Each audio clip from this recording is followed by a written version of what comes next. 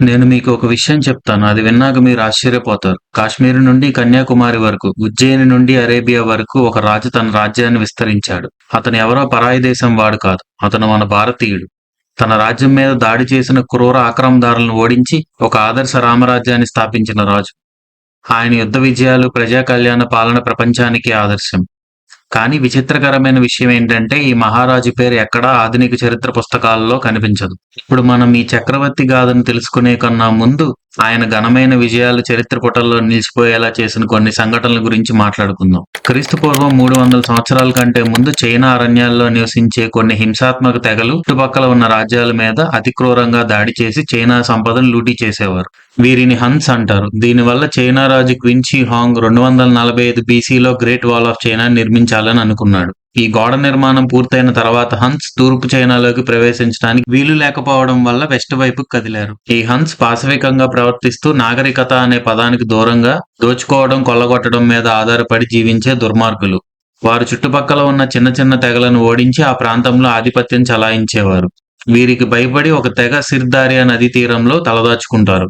ఈ నదీ ప్రాంతం శాకా రాజ్యం అదుపులో ఉండేది. కానీ హన్స్ వారిని కూడా ఓడించి ఆ భూభాగాన్ని కబళించారు. ముందు హన్స్ పైచేయి సాధించిన శాకాలు తిరిగి పోరాటం చేసి వారిని ఓడించారు. శాకా సైన్యంలో కొంత భాగం బ్యాక్ట్రియా వెళ్లి అక్కడ రాజు హెలిక్లాస్ టూని ఓడించి ఆ రాజ్యం స్వాధీనం చేసుకున్నారు. ఆ తర్వాత భారతదేశం వైపు మొగ్గు చూపారు.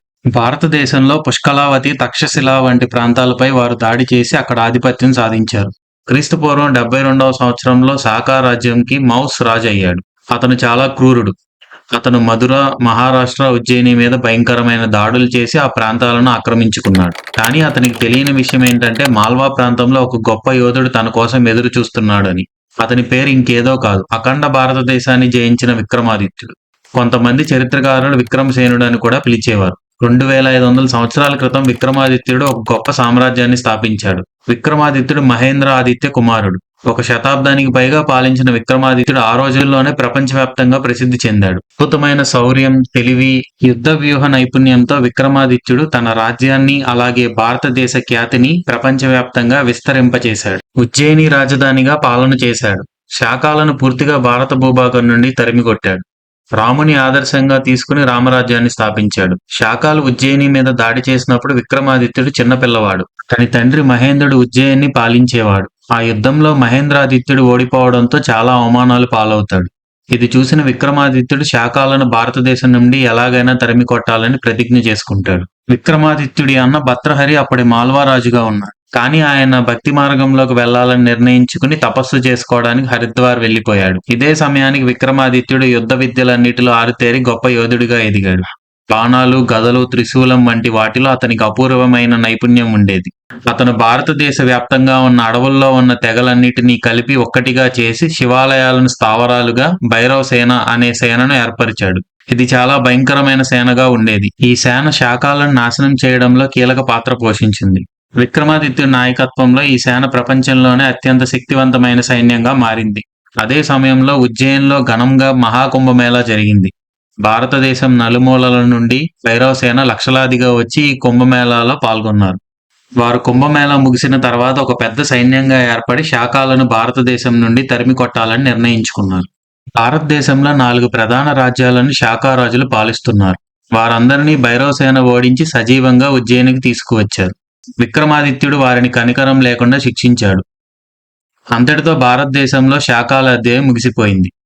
కేవలం 40 నుండి 50 సంవత్సరాల్లోనే మొత్తం శాకాలను భారతదేశంలో లేకుండా చేశాడు విక్రమాదిత్యుడు.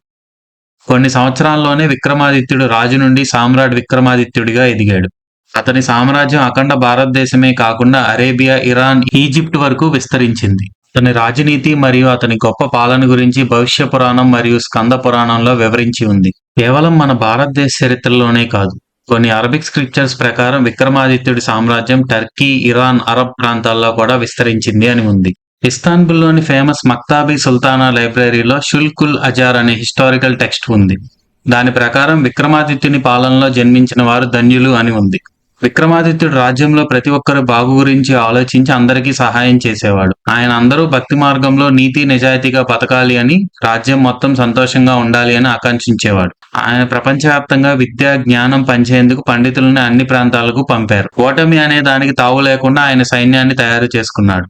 సలహనాస్ రాజతరంగిణి ప్రకారం ఒకసారి కాశ్మీర్లో యుధిష్ఠిర సామ్రాజ్యం వారసత్వపు రాజు లేనప్పుడు తన మంత్రి మత్రిగుప్తుడిని ఆ రాజ్యానికి పంపి స్థిరత్వం వచ్చేలాగా చేశాడు. నేపాల్ చరిత్రలోనూ ఆయన ప్రభావం వర్ణించబడింది. విక్రమాదిత్యుడి విజయ స్మారకంగా విక్రమ్ సంవత్ 57 బీసీలో ప్రారంభమైంది. అది నేటికీ కొనసాగుతుంది. ఇది క్యాలెండర్ కాదు, అది భారతీయ సంస్కృతి మరియు శాకులను భారతదేశం నుండి నిర్మూలించిన విక్రమాదిత్య మహత్తును ప్రతిబింబిస్తుంది. కానీ కొంతమంది చరిత్రకారులు ఆయనను పౌరాణికుడిగా అభివర్ణించడం బాధాకరం. విక్రమాదిత్యుడిపై ఎన్నో కథలు కూడా ఉన్నాయి. అందులో బేతాళ పిశాచి మరియు సింహాసన్ బట్టసి ప్రముఖమైనవి. బేతాళ పిశాచి అంటే బేతాళుడు అడిగిన 25 ప్రశ్నలు. సింహాసన్ బట్టసి అంటే సింహాసనం గురించి ఉన్న 32 కథలు. ఈ కథలు దశాబ్దాలుగా మన భారతీయులు వింటూనే ఉన్నారు. కొంతమంది విదేశీ పాలకులు మన భారతదేశ సంపదలను కొల్లగొట్టాలని, కొంతమంది వారి మతాన్ని భారతదేశంలో విస్తరించాలని మన హిందూ దేవాలయాలను నాశనం చేయడం, మన గ్రంథాలని, పుస్తకాలను తగలపెట్టించడం వల్ల మనం చాలా విలువైన మన చరిత్రను, మన దేశ రాజుల యొక్క గొప్పతనాన్ని తెలుసుకోవడానికి వీలు లేకుండా పోయింది. 12వ శతాబ్దంలో బక్తయార్ ఖిల్జీ మన నలంద యూనివర్సిటీ తగలబెట్టించడం వల్ల అప్పటిదాకా ఉన్న 9 లక్షల పుస్తకాలు తగలబడిపోయాయి. దానివల్ల అప్పటిదాకా మన పూర్వీకులు సాధించిన జ్ఞాన సంపత్తి, తత్వశాస్త్రం, గణిత శాస్త్రం, ఖగోళ శాస్త్రం, వైద్య శాస్త్రం, సాహిత్యం, రాజనీతి, అర్థశాస్త్రం ఇలా అనేక విషయాలు మనకు అందుబాటులో లేకుండా తుడిచిపెట్టుకుపోయాయి. అఖండ భారతదేశాన్ని జయించిన సామ్రాట్ విక్రమాదిత్యుని చరిత్ర మరియు అతని ఘనకీర్తి పాఠ్యపుస్తకాల్లో చేర్చాల్సిన అవసరం ఎంతైనా ఉంది. మన నిజమైన చరిత్ర ఎప్పటికైనా మన యువతరం తెలుసుకొని ఈ దేశంలో పుట్టినందుకు గర్వపడాలి. అలాగే నలంద యూనివర్సిటీ ఎలా నాశనమైంది అన్న వీడియో కావాలి అంటే కామెంట్ చేయండి.